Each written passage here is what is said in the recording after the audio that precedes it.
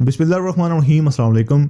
आज की वीडियो में हम कैटालिटिक कन्वर्टर फिल्टर को क्लीन करने के 4 वेज को डिस्कस करेंगे। पहले हम डिस्कस करेंगे कि कैटालिटिक कन्वर्टर क्यों और कैसे चोक होता है और कौन से ऐसे 4 तरीके हैं जिनसे हम कैटालिटिक कन्वर्टर को क्लीन कर सकते हैं विदाउट डैमेज किए, और क्लीन करने के बाद जो कैटालिटिक कन्वर्टर चोक होने पर डाटा ट्रबल कोड्स बनते हैं उन्हें कैसे फिक्स कर सकते हैं। और वीडियो के लास्ट में एक ऐसा तरीका बताया जाएगा जो सबसे बेस्ट है कैटालिटिक कन्वर्टर क्लीन करने का, जो कि वर्क भी करता है। तो आइए शुरू करते हैं।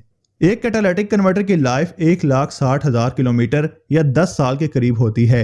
अब ये कैटालिटिक कन्वर्टर चोक होता क्यों है, पहले इसके कुछ रीजंस डिस्कस कर लेते हैं। तो कैटालिटिक कन्वर्टर के चोक होने की 2 बड़ी वजूहात हैं। पहली, गाड़ी में ज्यादा अरसे तक बैड फ्यूल का इस्तेमाल करना जो कि इंजन में ओवर कार्बन डिपॉजिट करेगा और बाद में कैटालिटिक कन्वर्टर में जमा होकर कैटालिटिक को चोक करेगा। दूसरी बड़ी वजह है इंजन का ज्यादा अरसे तक रिच चलना। इंजन में ओवर फ्यूल जाने की वजह से ब्लैक स्मोक और कार्बन निकलेगी जो कि कैटालिटिक कन्वर्टर के लिए बिल्कुल भी अच्छी नहीं है। तो अब बात करते हैं कि हम कैटालिटिक कन्वर्टर को क्लीन कैसे कर सकते हैं। तो प्रोसीजर 1 जो है वो है एसिड यानी तेजाब, जो कि नॉर्मली यूज किया जाता है कैटालिटिक कन्वर्टर को क्लीन करने के लिए।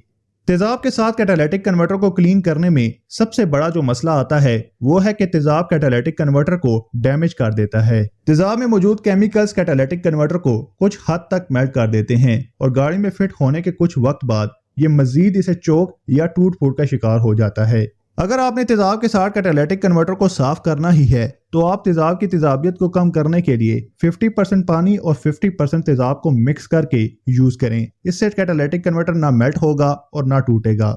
दूसरा प्रोसीजर है कैटालिटिक क्लीनर, मुख्तलिफ कंपनीज के, जो कि फ्यूल टैंक में डाले जाते हैं, जो कि फ्यूल के साथ मिक्स होकर इंजन और कैटालिटिक में मौजूद कार्बन को साफ करते हैं। लेकिन मैं पर्सनली इसे रिकमेंड नहीं करूंगा क्योंकि ये तरीका प्रॉपर काम नहीं करता।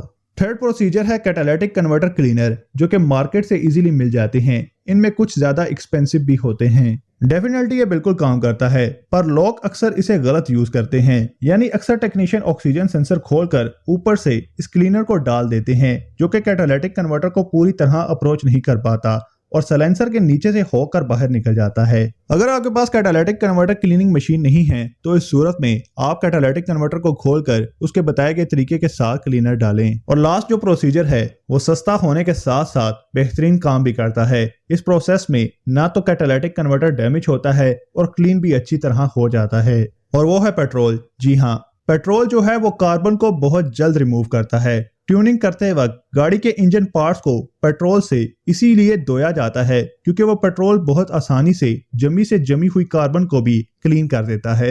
अगर पॉसिबल हो सके तो कैटालिटिक कन्वर्टर को पेट्रोल में 15 से 20 मिनट तक डिप कर दें और बाद में स्लो प्रेशर पानी से इसे धो लें ताकि साइलेंसर में पेट्रोल की वजह से आग ना लगे। इस प्रोसीजर से गाड़ी के पिक, फ्यूल एवरेज और ओवर कैटालिटिक एफिशिएंसी का कोड भी क्लियर हो जाएगा। उम्मीद है कि आज की वीडियो में दी गई इन्फॉर्मेशन आपके जरूर काम आएगी। मिलते हैं एक नई वीडियो में एक नए टॉपिक के साथ, तब तक के लिए अल्लाह हाफिज।